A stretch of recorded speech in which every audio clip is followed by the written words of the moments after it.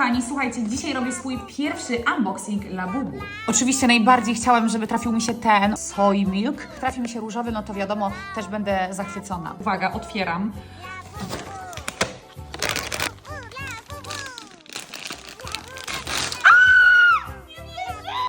Boże, on jest identycznego koloru jak nasz narożnik. Kochani, ale to nie wszystko, bo mam jeszcze jednego. I ten będzie dla kogoś z Was. Wystarczy, że zaobserwujecie samplestore.pl oraz mnie. A w komentarzu napisz, jak masz na imię. Wyniki już za tydzień, także powodzenia!